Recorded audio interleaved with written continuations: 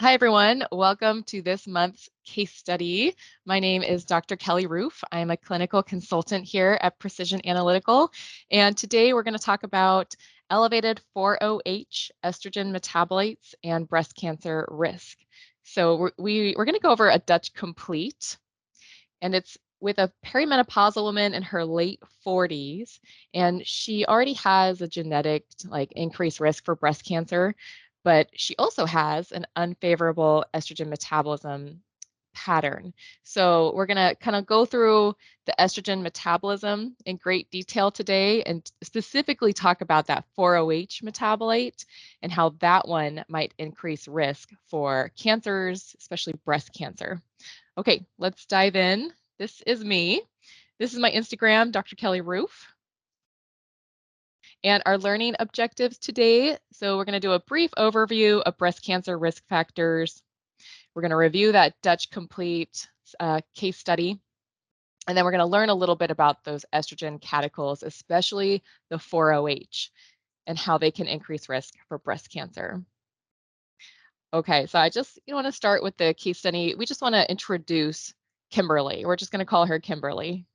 And she's a perimenopausal woman. She's in her late 40s, and she's struggling with dense breast tissue. So remember, dense breast tissue can increase risk for breast cancer. So right there, she's got one risk factor. Fibroids, heavy and painful periods. So probably some heavy bleeding from those fibroids, right? Some hair loss. And then she wrote high genetic risk for breast cancer and diabetes. She's a white female. She's at ideal body weight, shorter cycles. So her cycles are 21 days in length, which can be common as women get older, as they get into perimenopause. A normal cycle length is anywhere from 21 to 35 days for women, or 21 to 45 days for teenage women. But some practitioners think that below like 24, 25 days is on the shorter side. She's got a family history of breast cancer, so her mother had breast cancer. So, okay, let's look into some breast cancer risk factors because these are going to be really important. And honestly, breast cancer prevention should start basically before we hit puberty. There's a lot of risk factors that come into play throughout our entire lives, like things that we can work on when we're in our teens, in our 20s, and our 30s, that can help lower our risk for breast cancer. So a lot of women start thinking about breast cancer in their late 40s when they're perimenopausal and they're menopausal, but it can hit earlier, and there's a lot we can do before we hit our 40s to mitigate that risk. So remember, breast cancer remains the second leading cause of cancer death among women overall. And for Hispanic women, it's the leading cause of cancer death. So, Kimberly said she had these genetic mutations. I don't know which mutations she has, but we're going to want to ask her, what do you mean by you've got this genetic increased risk for breast cancer? Specific genetic mutations, they're rare, but about 5 to 6% of all breast cancers are directly attributable to inheritance of genetic mutations. So we might ask her, do you have a BRCA gene? Do you have a P53? What have you found? So another risk, a big risk for breast cancer is a personal history of breast cancer. So if you have breast cancer in one breast, you have an increased risk of having breast cancer in the other breast. A family history of breast cancer. So this is interesting because it really does matter about the age of diagnosis. If your mother had breast cancer, the age at which she was diagnosed is going to really affect your risk for breast cancer. So what do they say here? If you have a first-degree relative diagnosed before the age of 30, that's pretty young. You have a 3-fold higher risk of breast cancer. But if they were diagnosed after 60, let's say your mom was diagnosed with breast cancer at 67, and then your risk is only 1.5-fold higher.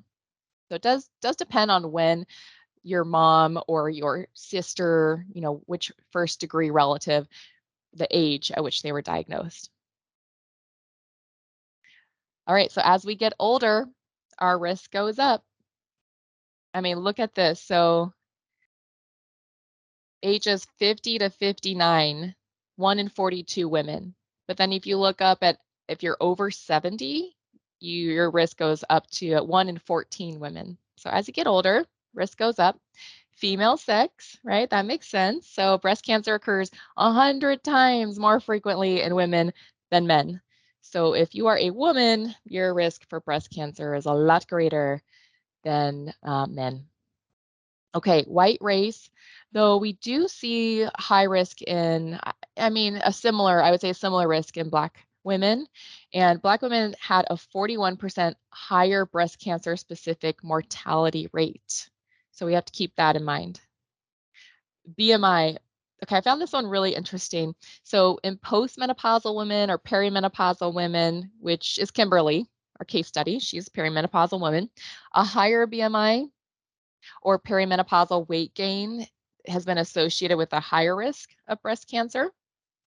But in premenopausal women, like in younger women, let's say women in their 20s and their 30s, if the higher BMI was actually associated with a lower risk of breast cancer.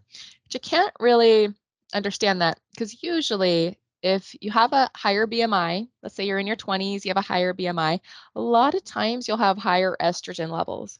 And we know that throughout your life, if you're exposed to more estrogen, your risk for breast cancer goes up. So if you're taller, your risk for breast cancer might be increased.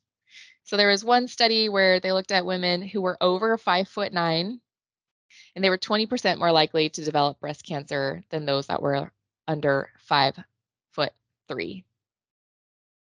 So benign breast disease can increase risk for breast cancer. And this isn't really fibrocystic breast disease. I mean, if you've got a family history of cancer and you have fibrocystic breast disease, then your risk of cancer, breast cancer, goes up just slightly. But if you don't have a family history of breast cancer, if you have a simple cyst or fibrocystic breast changes, your risk for breast cancer doesn't go up. It's only if you have these complicated cysts or these complex cysts and solid masses that might increase risk for breast cancer. And then, of course, we see down here breast dense tissue. So that's Kimberly. Remember, she's got some dense breast. That's going to increase risk for breast cancer, partially probably because when they do the mammogram, if you have a dense breast tissue, it's going to be harder for them to find or to see cancerous lesions. Okay, bone mineral density. So remember, the bones have estrogen receptors, right? So the bones are highly sensitive to estrogen levels. And if you have more estrogen around during your lifetime, it's going to act on those bones, and you're probably going to have better bone mineral density when you're a postmenopausal woman. So if you have better bone mineral density, your increase for breast cancer goes up. So, estrogen can be great for a lot of tissues. It can be great for the bones, but, maybe not so great for other tissues. If we're overexposed to estrogen in the breast tissue, maybe not the best. In the uterus, maybe not the best. Okay, so here we go. Higher endogenous estrogen levels.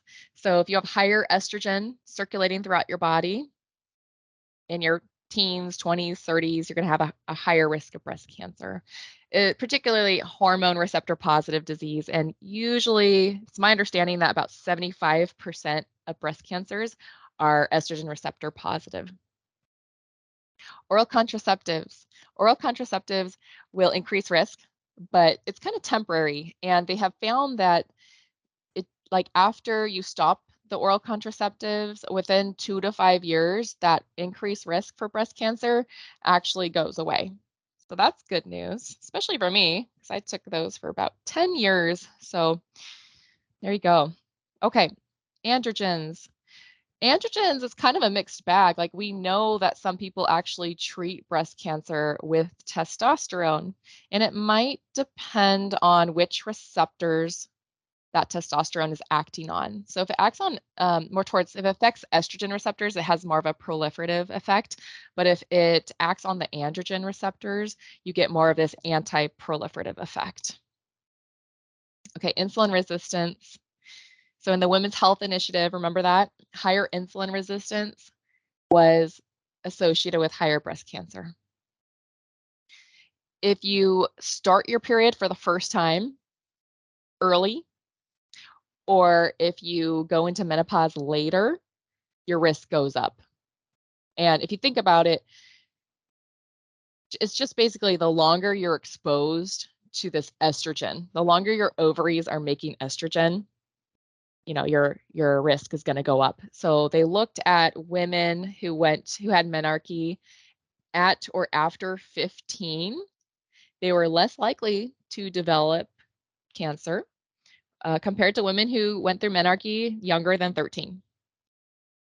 Nola Parity. So this is basically women who have never given birth to a baby. Their risk goes up for breast cancer. And it really does depend on the age that you have your baby.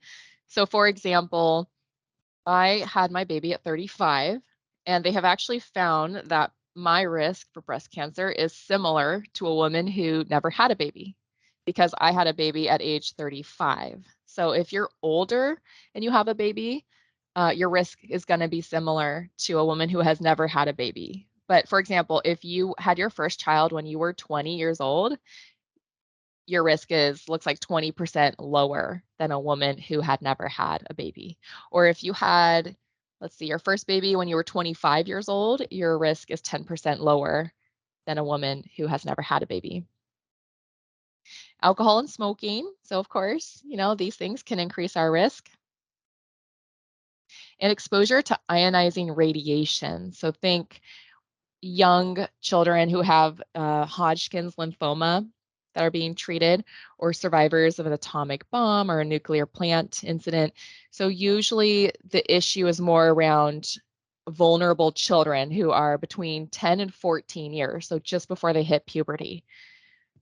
If you're 45 years old or older and you get treatment for Hodgkin's lymphoma, or you survive an atomic bomb, like, your risk, it's not going to be that much higher. Surprisingly, right? Very surprised about that. Okay, so what about hormone replacement therapy? We get a lot of questions about this, and it seems like when we're using these synthetic hormones, we have more of an increased risk for breast cancer. But if we're using the bioidentical hormones, that risk is pretty much eliminated or very, very minimal. So I'd recommend going through this, reading this. Dr. Doreen Saltiel wrote this for Dutch, actually, and she's brilliant. It's a really good overview. Highly recommend it. And I took a paragraph from her menopausal hormone therapy, breast cancer, and mortality, the same story on a different day. This is something that she wrote. And basically, the 4 concerns raised by the Women's Health Initiative, like the venous thromboembolic disease, the heart attacks, the strokes, the breast cancer, they're minimized or basically eliminated, negated by using transdermal estradiol and oral micronized progesterone or vaginal micronized progesterone. And remember, micronized progesterone is bioidentical progesterone. So there's no role for any synthetic or estrogen, synthetic estrogen like ethinyl estradiol or any progestins when it comes to menopausal hormone therapy. Bioidentical is probably the best. Okay, so let's look at Kimberly's Dutch Complete results. So here is the hormone summary, and we can see here that we have her most potent estrogen, estradiol, and her progesterone, her overall progesterone. This is the serum equivalent. It's a calculated serum equivalent. And we've got her testosterone over here. So when you do a little brief look, we can see Her estrogen's within range, her progesterone's within range, her testosterone looks pretty high though. We can see down here some of her adrenal markers. We'll go over that in more detail later. So this is page 3 of a Dutch Complete, and we can see the progesterone metabolites over here on the top right, the estrogens and estrogen metabolites down below, and the androgens over here to the left. So her progesterone metabolites are within range. Remember, we're measuring the beta and the alpha pregnenolone. And then we have a weighted average of the two up above here. So when you want to know kind of overall progesterone levels, look at this weighted average. And the weighted average, it's going to strongly correlate with serum progesterone when progesterone is not supplemented, or pregnenolone when pregnenolone isn't supplemented. If you take oral pregnenolone or oral progesterone, that goes through first pass metabolism in the gut and the liver, and that will greatly increase urinary progesterone metabolites. So when you take oral progesterone or oral pregnenolone, it's going to look like you've got a ton of progesterone circulating around, but it's not true. You just have a lot of metabolites in your urine. They don't correlate with serum progesterone when you take oral progesterone or oral pregnenolone. So her estradiol is within range. Her E1, within range, maybe a little on the low side. And her estriol, which is a very weak estrogen, remember, is within range. Down here, so if you look at these 3 arrows coming out from estrone, we've got the 2-OH, the 4-OH, and the 16-OH. These are all phase 1 metabolites. And remember, they are all reactive. So phase 1 metabolites in general are a little oxidative. They can cause some damage. We don't want them to stay in phase 1 for too long. We want them to move over to phase 2 where they're more stable, they're more water soluble, they're ready for excretion. So these 3 here, the 2-OH, the 4-OH, the 16-OH, these are kind of our rowdy, oxidative phase 1 metabolites. And we can see here that the 2-OH E1 and the 4-OH E1 metabolites are above range. Look at those dials. They're red. They're above range. So that's not too favorable, right? Because number one, they can still act on estrogen receptors, and they have like a weak effect on those estrogen receptors.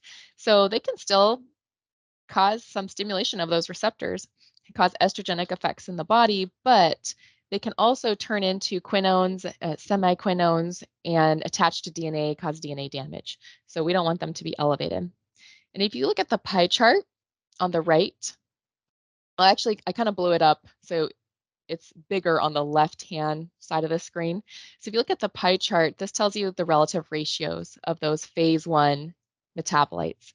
So how many are in the 2-OH form? How many are in the 4-OH form? And how many are in the 16-OH form? And if you look at that pie chart, most of it is green, which is good. So the green part of the pie chart represents the 2-OH. And estrone, we want men and women to metabolize most of their estrone and their estradiol down that green pathway, down the CYP1A1 towards the 2-OH metabolites. And that's because the 2-OH metabolites are the most stable of the 3 estrogen metabolites in phase 1. So 2-OH is the most stable. And remember, stable is good. Stable causes the least amount of damage in the body. But if you look at her 4-OH, look how much of that pie chart is red. It's almost a quarter. Her 4-OH percentage is almost 20%, and we want it below 11%. And that's because the 4-OH is the one that we worry about becoming a quinone, attaching to the DNA, and causing damage. So we don't want 4-OH to be elevated. We don't want the dial to be elevated. We don't want the percentage in the pie chart to be elevated. It's possible that she might be pushing too much of her estrogen down that CYP1B1 pathway towards the 4-OH E1. And then her 16-OH E1, let's see, at 7%, it's a little on the low side. There is some research that the 16-OH can be beneficial for bone health, and I only really worry if it's low if a woman has low estrogen, like if her estradiol is low. If her estradiol is low and her 16-OH-E1 is low, then I start thinking of other ways to support her bone health, right? I might add on estradiol if it's appropriate and she's a postmenopausal woman. I might do some weightlifting exercises with her, or vitamin D3, K2, calcium, other things to support the bones. All right, let's dive into the 4-OH estrogen catechol. It's kind of the official name for them. So remember that enzyme, CYP1B1, it converts E1 or estrone to 4-OH-E1, and it also converts estradiol to 4-OH-E2. One thing that might be interesting to know is a lot of estradiol actually gets converted to estrone first and then metabolized instead of going to the 4-OH-E2. Okay, so the 4-OH, these little 4-OH metabolites, or we call them the 4-OH estrogen catechols. Remember, these are phase 1 metabolites. They're a little rowdy. They can cause some damage. They can turn into a semiquinone or a quinone and become what we call a free radical. Once it's a free radical, it can bind to DNA, and we call it a depurinating adduct. And it causes DNA damage. So it kind of attaches to the base pairs of the DNA and wreaks havoc. And remember, when you have DNA damage, you have increased risk for cancer. The CYP1B1 activity is highest in the breast, the ovaries, the uterus, the lungs, and the kidneys, which is not great for breast cancer, right? If you've got estrogen locally in the breast tissue, and if you've got a lot of CYP1B1 activity in your breast tissue, then, some of that estrogen is going to be pushed down into the 4-OH form, and then could turn into a semiquinone or a quinone and attach to the DNA in the breast tissue, and increase risk for some breast cancer. This is an interesting photo. This was actually taken in New Zealand, and visitors will leave their bras there. It's a social campaign to raise money for breast cancer research. All right, here's some fun pathways. If you look at this and you don't know what's going on, it's okay. I think most people look at this and are like, wow, okay, this is too much. So, but let me explain it. So, we've got E1 and E2. Remember, these are our parent estrogens. Remember, estradiol is our most potent estrogen. And then in the liver, estradiol gets converted to estriol. Another name for estriol is 16-OH-E2. When I learned that, it just blew my mind. I was like, it took me, I think I sat there for 15 minutes and I was like, wait, what? Estriol is 16-OH-E2. They're the same thing. They're just two names for the same thing. Yep. So people are always like, well, I see you measure 16-OH-E1 on the Dutch test, but where's 16-OH-E2? And I just point to estriol and I'm like, there it is. So estriol, it's a very weak estrogen. But the 16-OH-E1 is actually a very proliferative estrogen. So it really matters if it's E1 or E2. But anyways, estriol, it's like an end product of estradiol, or it's a metabolite, I should say, a metabolite of estradiol. It's a very weak estrogen, probably has some protective effects too. If we look down here, so we're going to focus on estrone. I mean, estradiol also goes to the 2-OH and the 4-OH, but let's just focus on estrone. So estrone in phase 1 can be turned into the 2-OH, the 4-OH, or the 16-OH. So we were just talking about these, right? And the 2-OH can get methylated in phase 2 and excreted from the body. That's really good. That's healthy.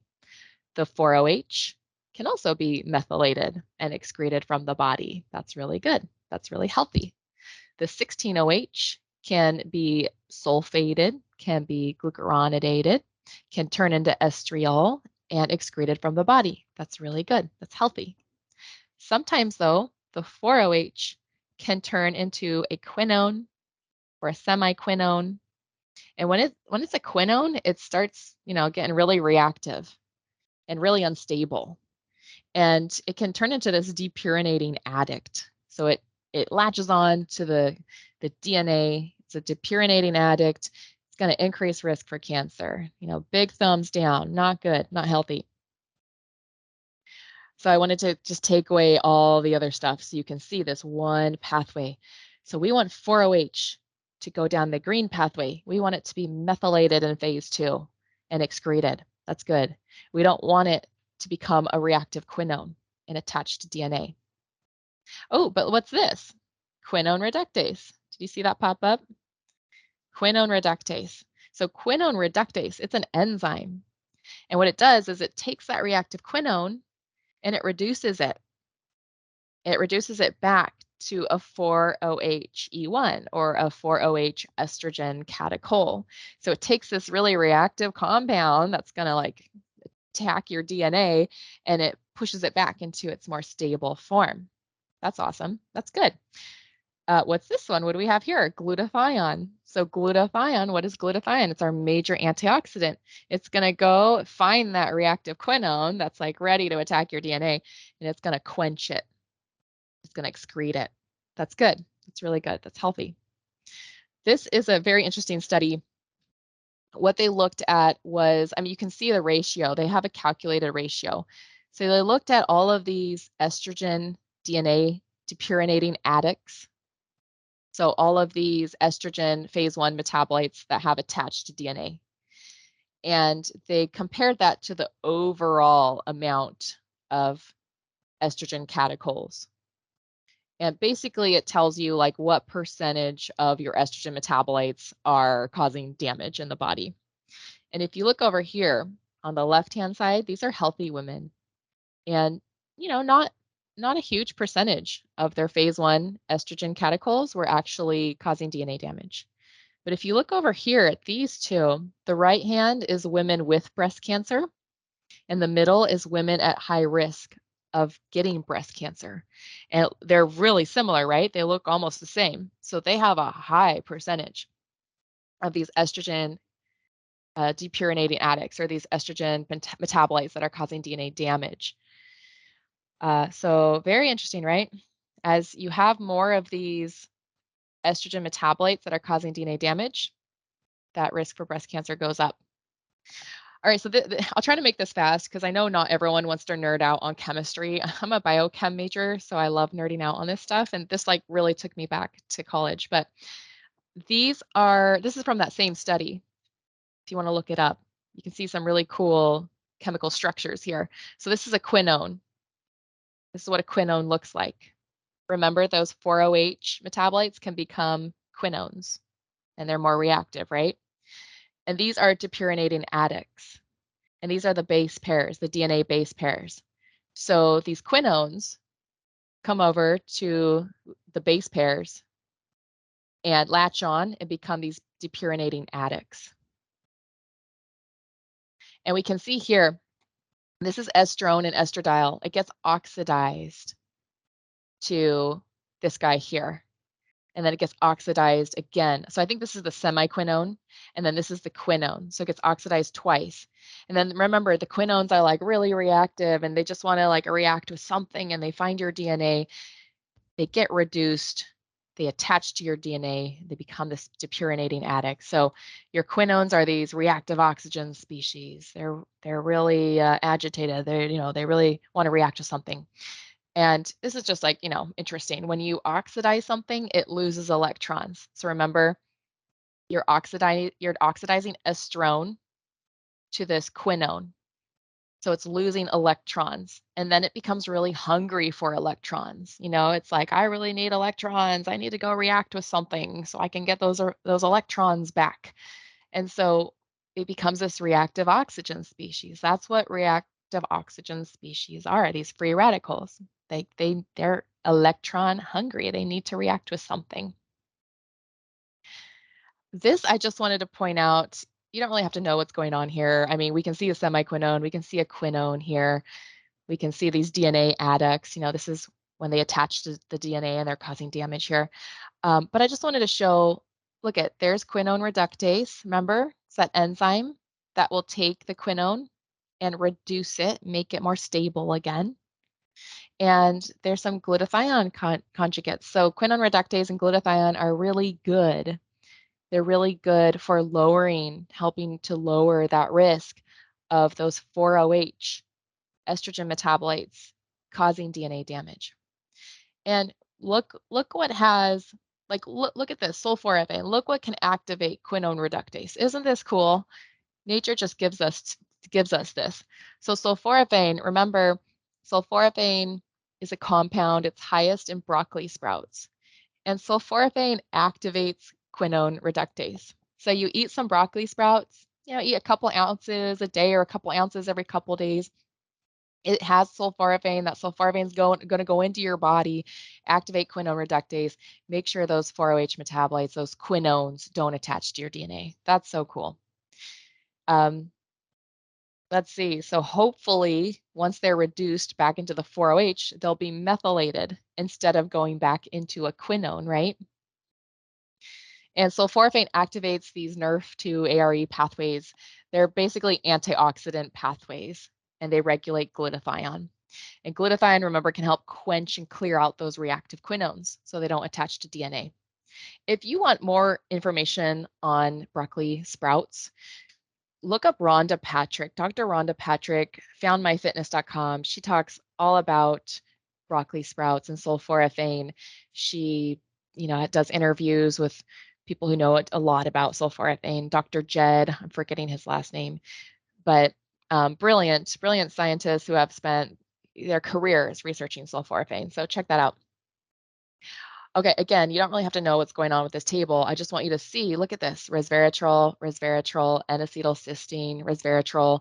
So NAC, or N-acetylcysteine, and resveratrol, we know that those are antioxidants, right?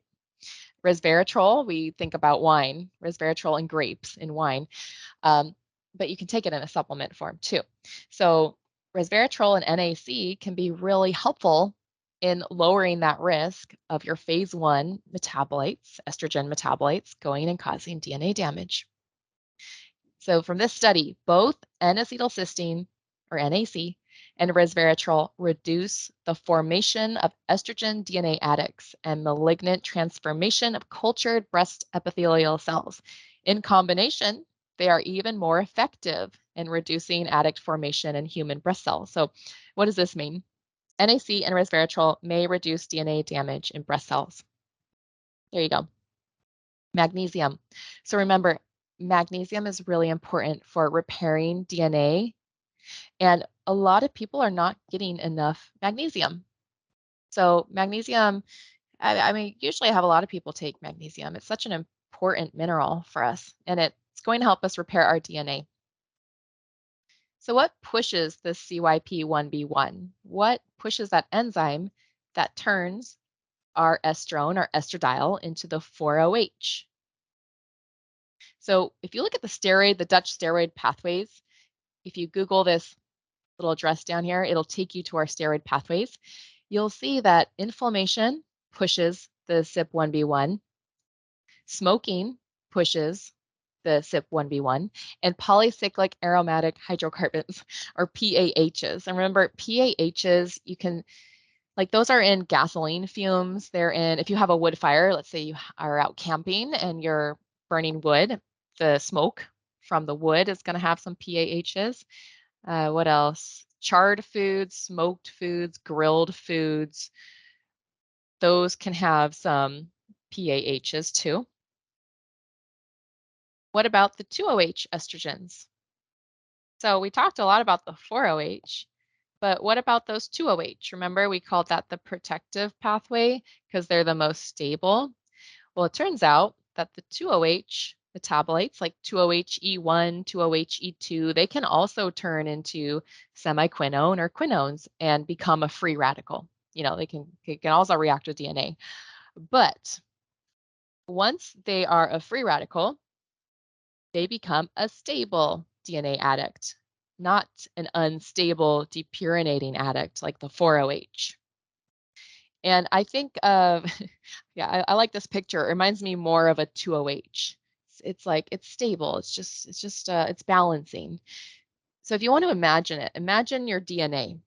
And imagine a 2OH quinone coming over. And the 2OH quinone is reactive. And it binds to your DNA. And then it just sits there. And it just sits there. And it waits for the DNA repair mechanism to come over and repair it. But the 4OH, so let's pretend you got a 4OH quinone. It's really reactive. It grabs onto your DNA. And it doesn't just sit there. It reacts. It's depurinating, right? And it breaks off. And it's reactive, and it goes on your DNA again, and then it breaks off, and then it attaches to your DNA again, and it breaks off. So the 4OH metabolites, the 4OH quinones, those are the more reactive ones. They're more unstable. They're going to cause more DNA damage than the 2OH. So I'd rather have my 2OH E1 high than my 4OH E1. I mean, I don't want either of them to be high, but I'd rather have my 2OH high. And it's CYP activity. CYP1A1 is what turns the estrogens into the 2OH. That CYP activity, that CYP activity is highest in the liver, not the breast tissue. Remember with the 4OH, we get more of that CYP activity in the breast tissue. So we generally consider that CYP1A1 pathway towards the 2OH to be protective. So what can we do to help push more of our estrogens down the protective pathway? Let's go back to the Dutch steroids pathways chart. So here we see cruciferous vegetables, ground flax seeds, rosemary, dim, and I think that should be I3C, not IC3, I3C, and non-GMO organic soy. Actually, they said soy, but I added the non-GMO organic to upregulate the CYP1A1 towards more production of 2OH estrogen catechol. So think about those ground flax seeds, think about the rosemary. I thought fish oil was on. Yes, fish oil is on there too. So let's go back to Kimberly's Dutch Complete results. Let's finish those. So on the lower left-hand corner of the Dutch Complete, we can see this little fan gauge. It says methylation activity. And I like to see that red dial pointing more straight up or to the right, especially if estrogens are elevated or if someone has increased risk of breast cancer. I just want methylation to work really well. I want them to take those phase 1 estrogens, methylate them, move them over to phase 2 very, very efficiently. So I would say her methylation activity, it's okay. It's like borderline okay. In my standards, I'd like to support methylation probably still. So up here on the left-hand corner of the Dutch Complete on page 3, we can see 4 androgen metabolites. We have the DHEA-S, which is kind of like the circulating form of DHEA, and then the downstream DHEA metabolites, etiocalanolone and androsterone. And for her, if we look at these age-dependent ranges, all 3 of those are within range. So her DHEA looks pretty good. But her testosterone is definitely above range. So for her age, we'd expect her testosterone to be between 2.3 and 8. She's at 14.4. So she's even got high testosterone for a 20-year-old. Remember, androgens decline as we get older. So if you're in your late 40s, you would expect your testosterone to be lower than someone who's 20. If we look here, this is a little fan gauge. It says 5-alpha reductase activity. This tells you, are you metabolizing your androgens down the less potent, less androgenic beta pathway or the more potent, more androgenic alpha pathway? So remember, if you favor the alpha pathway, you're going to metabolize your androgens into these more potent forms that are more likely to cause acne, facial hair growth, body hair growth, scalp hair loss, irritability, aggression. She's slightly favoring the beta pathway, the less androgenic pathway. So that actually might be good because her testosterone is so high that at least she's pushing them down the less androgenic pathway. So that'll kind of decrease her risk for having those high androgen symptoms like the acne. So on page 2, we have a few androgens that are not on page 3. So I like to point them out. And remember, 5-alpha DHT, for her, it's a little on the low side, but 5-alpha DHT, that's our most potent androgen. And the 5-alpha androstenediol, that's a downstream metabolite of the 5-alpha DHT. the 5-alpha androstenediol might actually be a better marker of androgen activity in the tissues. And so all of these three here, they're all downstream of testosterone. And I kind of look at all of the androgens to get an overview of androgen levels. And, you know, a lot of her androgens are within range, but her testosterone is above range. So I do know she's got some higher testosterone. And even though her E1 or E2 are within range, her 4OH or 2OH are above range. Remember, those estrogen metabolites are above range. So she might have a little higher estrogen. Sometimes even testosterone, if it's high, will convert to estrogen in the tissues. So sometimes the estrogen in the tissues can even be a little higher than what we're seeing in the urine if testosterone is high or DHEA is high. Okay, let's look at her adrenal panel. So this is the adrenal panel. We can see melatonin on the top, very top middle. Hers is within range, looks great. And we take this melatonin from the waking sample. So it represents melatonin made during the night. Total DHEA for her age looks pretty good. The metabolized cortisol, this tells you total cortisol production. She's within range, maybe a little on the low side, but within range. Oh, let's go back to these. And the graphs here, she's got a diurnal pattern. This is her free inactive cortisone, her free active cortisol. They've got a nice diurnal pattern. They're within range, maybe a little low in the afternoon. But overall, her adrenal panel looks pretty good. Maybe a little bit low cortisol. But with those high androgens, especially in women, because us women, a lot of our androgens actually come from our adrenals. So if I see really high cortisol, then I start to think, okay, maybe it's the adrenals that are overproducing those androgens. Maybe that's why testosterone is a little on the high side. Could be adrenal related. But for her, I mean, her cortisol looks pretty good. It doesn't mean that her adrenals are not overproducing androgens. We can't rule that out by looking at a Dutch test, but we can see some patterns. Right, let's look at her organic acids. And lucky for us, they're all within range. So she gets an A+ on her organic acids. Her B vitamin markers are within range. So we have 3 B vitamin markers, B12, B6, and biotin. Those are all within range. Glutathione marker within range. That's really good, right? Because glutathione is going to help her quench those reactive quinones, make sure they don't cause DNA damage. Her indican, her gut marker, is within range. Neurotransmitters look good. This neuroinflammation marker, this is a new marker, quinolinate, within range. Melatonin looks good. And this is really good too. The 8-OHDG, this will actually elevate when there's DNA damage. And hers is within range. So that is a very, very good sign when it comes to cancer. And then I just wanted to throw this up. These are Dutch test patterns associated with high inflammation. And if I have someone at increased risk for breast cancer, I'm going to be trying to lower inflammation in their body, right? Because we all know that inflammation over time can lead to cancer. So I might especially pay attention to these markers and see what I can do to help regulate them or balance them. Okay, here's a summary of our findings. So her progesterone, her estrogen, her DHEA, her cortisol are all within range. Though her estrogen metabolites are above range. I should have added that. Oh, I guess I did. Down below, we'll get there. Her testosterone is elevated. She's got too much estrogen being metabolized down the CYP1B1 towards the 4OH. And her 4OHE1, her 2OHE1 are elevated. And she's got some sluggish methylation. So we can really help lower the 4OHE1 and the 2OHE1 just by supporting methylation, just by supporting phase 2 to help clear them out. So some additional labs I might want to do some basic complete blood count, comprehensive metabolic panel. This is going to include the fasting glucose because we want to look at her glucose. We want to look at her sugar markers, her insulin markers, because they might explain why her androgens are elevated. And remember, if we can lower the androgens, a lot of times that'll lower estrogens in the tissues, which can probably lower breast cancer risk over time.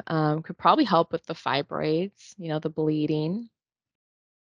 She had a few high estrogen symptoms. We're going to look at testosterone in the serum, and we're going to compare it to sex hormone binding globulin. Remember, if sex hormone binding globulin is low, that might explain why bioavailable testosterone or free testosterone is high. And remember, the Dutch test measures bioavailable testosterone.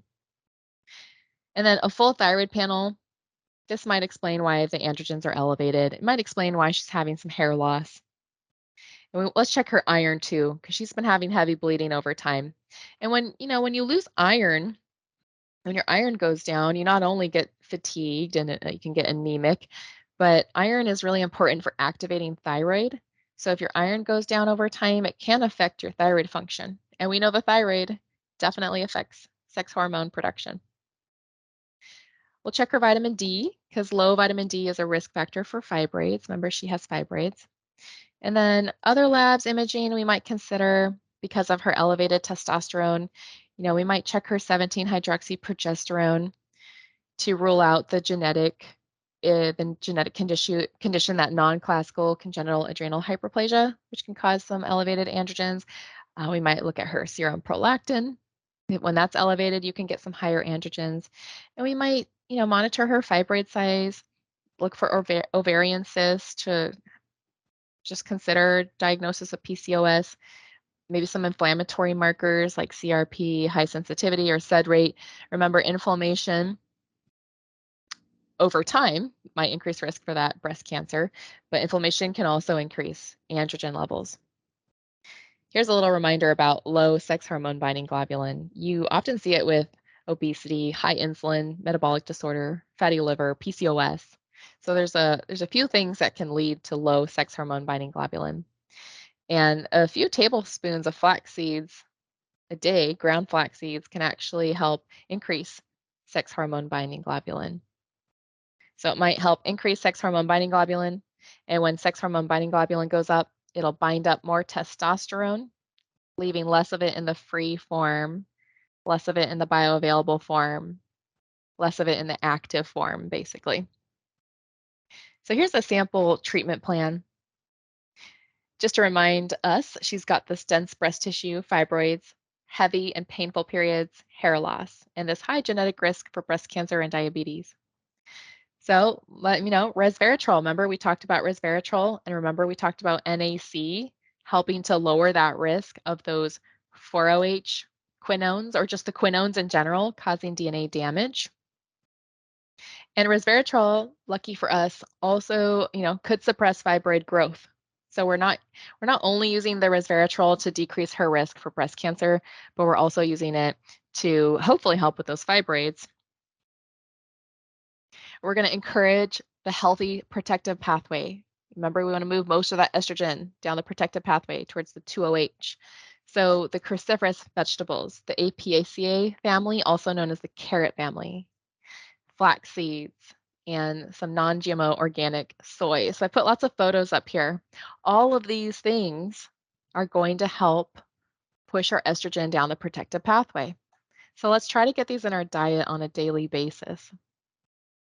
I mean, you don't have to get all of them in your diet on a daily basis, but let's just try to get some variety every day. So sulforaphane, we're going to add on some broccoli sprouts. Broccoli sprouts have the highest amount of sulforaphane. And remember, sulforaphane increases the amount of phase 2 enzymes. So it's going to help methylate. It's going to help glucuronidate. It's going to help sulfate. It's going to help take those phase 1 metabolites and move them out of phase 1, push them over to phase 2 where they're more stable. This is just a company that, we like. It's a seed subscription. So if you don't want to sprout with like a mason jar, this company will give you a seed subscription and they'll send you little seed quilts that you soak and you sprout on your countertop. Just thought that was really cute and very handy. They do provide organic broccoli seeds. So let's reduce the amount of estrogens going down the 4-OH pathway. So we might want to avoid or limit smoking, alcohol, those polycyclic aromatic hydrocarbons. So let's not eat smoked salmon every day, and inflammation at large. These are other ways to, besides limiting smoked salmon, these are other ways to lower exposure to those polycyclic aromatic hydrocarbons. And I will say, even cooking, so let's say you're like grilling, or you're cooking some vegetables, you're cooking some meat on the stove in your cast iron, and there's a bunch of smoke, a bunch of fumes coming up.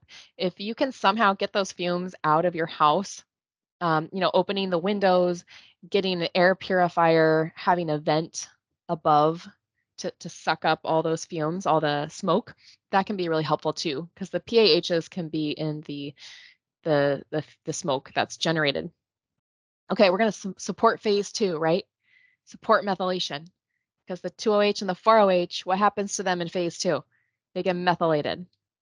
So we need B vitamins, active B vitamins to support methylation. We need magnesium to support methylation. We also need choline and trimethylglycine. So choline is highest in egg yolks, salmon, flax seeds, pinto beans. Trimethylglycine you'll see in like beets, I think spinach too. So all of those are going to support methylation. And remember, magnesium can also support the DNA repair.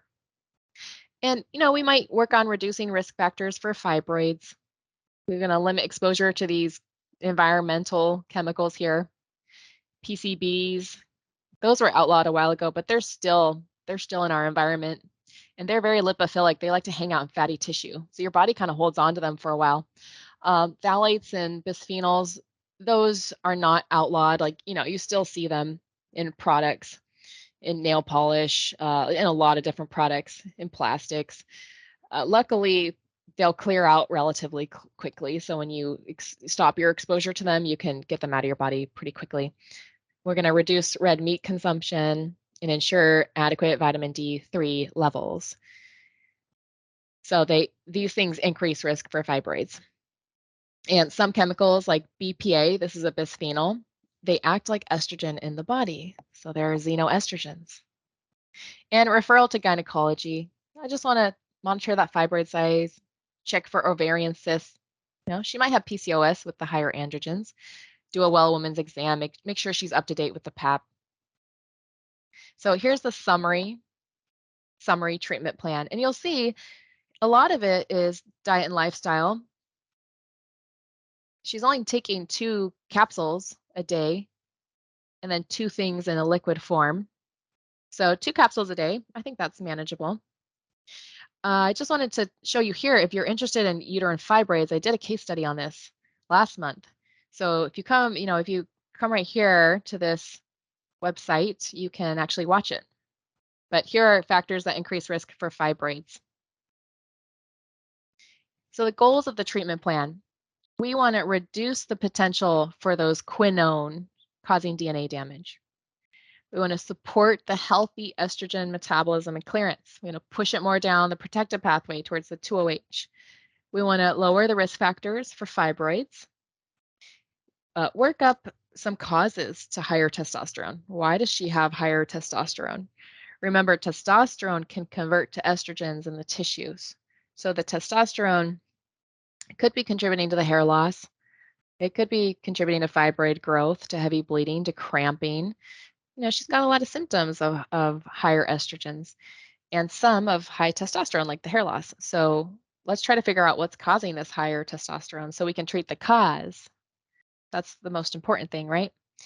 And then monitor estrogen metabolism patterns over time. I might repeat the Dutch test in a couple months or 6 months. Sometimes people do it once a year to see how they're metabolizing their estrogens. And let's monitor that fibroid size over time. So a few last thoughts. We're still going to need to ask her about her high genetic risk. What genes does she have exactly? That's going to affect how we counsel her moving forward. And we're going to need to minimize her other risk factors for developing breast cancer. So remember, we went through all those risk factors in the very beginning of this case study.